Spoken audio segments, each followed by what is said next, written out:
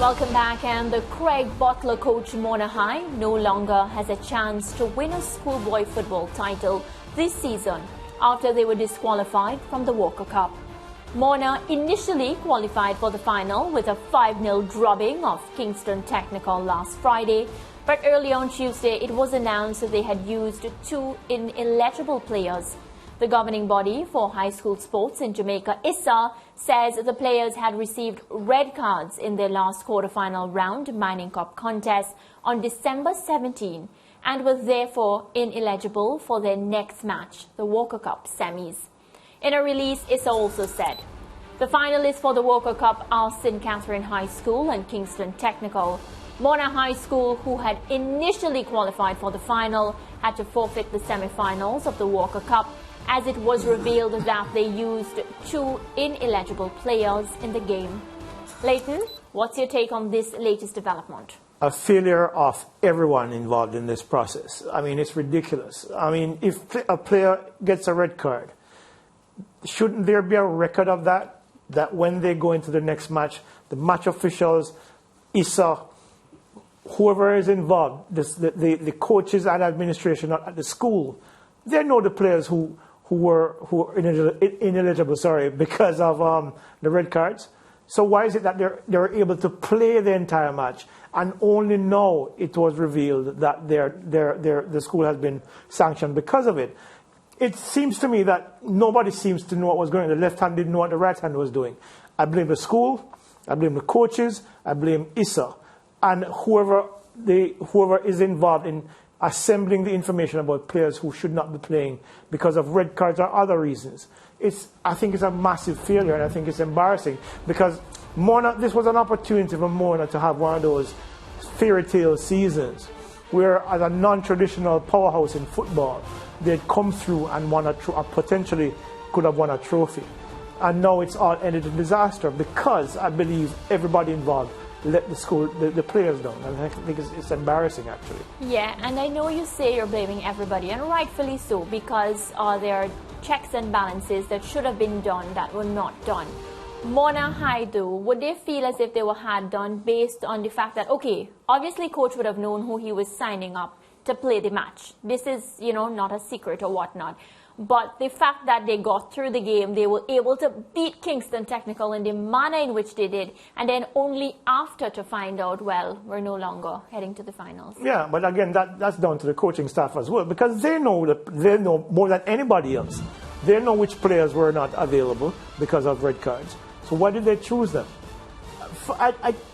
From the life of me, I can't understand how this could have happened. I mean, we've seen it happen in Jamaican schoolboy football before, where somehow coaches think you can sneak a player into a match and nobody notices.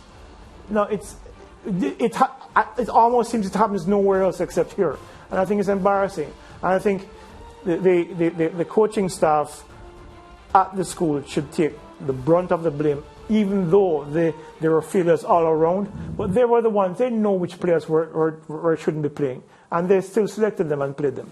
Yeah, well, I'm hoping, and, just for the betterment of schoolboy football, that coming out of this, those that are responsible can, just be a little bit more aware to avoid situations like this from happening moving forward. Well, switching focus now to rural area high school football. The semi-finals of the Ben Francis Knockout took place today at St. Elizabeth Technical High School in Santa Cruz, and we have Donald Oliver with a roundup.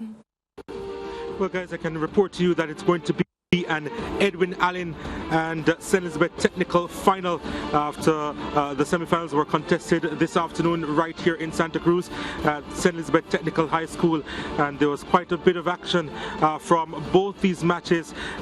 Pretty intriguing, in fact. Edwin Allen facing off with Manchester High. That was the first game on the cards this afternoon. As the referee Perry got the action on the way, Edwin Allen had a couple of chances, but not sure what Anthony Reid was doing there. Richard Henry was on hand, though, to pounce and putting that one across the line, and it was 1-0 to Edwin Allen. And then another opportunity here. Again, Reid couldn't handle the strength of Henry, and Henry was there to convert.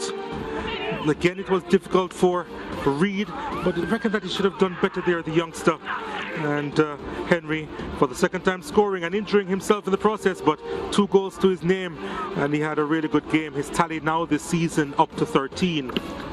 And then the third goal will come, free kick, as Jaheim Harris scoring there again. Reed getting a hand on it, but should have done better in my opinion. And that was 3-0 to Edwin Allen. And then the fourth goal came. Akeem Mullings, who had an opportunity earlier, almost from point-blank range, got on the score sheet on this occasion. It was a lovely run that he made, and then the shot to the right of Reed, who really could do little with that one. And that was the final score. Edwin Allen running away with an easy win in the end by 4-0. The second game of the doubleheader saw Frome Technical against St. Elizabeth Technical. Of course, STETHS had thrashed Frome Technical in the quarterfinal round of the Costa Cup, and many are expecting a similar result today, but Frome came and held their whole own in this semi-final, and they actually had quite a few chances as well. That's Javel Clark coming out to meet that one. Wellington off his line ended up in no man's land, and Clark missing the target. And then the goal would come. A shot from Brown, took a deflection there from Michael German, and Rakeem Brown with the initial effort, and German just poking it home. Really was a poacher's goal, purely instinctive, that effort there on target, and it was 1-0 to STETHS. Frome actually had several chances in this game. Javel Clark with the hit there, hitting the crossbar, and then this effort there from just outside the box, again missing the target, Dwayne Watt on that occasion. So at the end of the semi-finals, we have the two teams in the final. It's STETHS against Edwin Allen, and what a matchup we expect that one to be. STETHS against Edwin Allen. STETHS, of course, getting by Frome, and of course Edwin Allen beating Manchester earlier today. And that matchup is going to be on Friday. In fact, you can watch it on SportsMax 2 as well as on the SportsMax app, beginning at 12 noon, 1 p.m. ECT. And this is going to be the curtain raiser to the big one, the Costa Cup final. The Manning School will face off with Gavin Maceo, and that will begin at 3 p.m., 4 p.m. ECT. And that's it as far as the action is concerned from Santa Cruz. It's back to you guys in studio. Well, we have the finalists. We have Edwin against St. Elizabeth Technical. You all call them STETHS for short. It's going to be a mouth-watering matchup. And how do you see this one turning out? It's going to be quite interesting. Edwin Allen has clearly done something right in the last few years. I'm old enough to remember when as Frankfield High School, that was the name of Edwin Allen before, when they used to get scores like beaten like 17-0 and 16-0 and 13-0. They were the joke of the Costa Cup competition. To see them now in a final, playing against a traditional school like STETHS, who has won the Costa Cup before and of course done well in other schoolboy competitions in rural area football, it's very refreshing to see. So, you know, kudos to the coaches there and, of course, to the school for putting together a solid team this year. So you're carrying Edwin Allen for the I'm going with STETHS. I have to go with the traditionally stronger team. Okay. But I wouldn't begrudge them a victory if Edwin Allen should win the competition. Understand. Well, Leighton, we're pausing for a quick break. When we come back, we talk some Jamaica Premier League.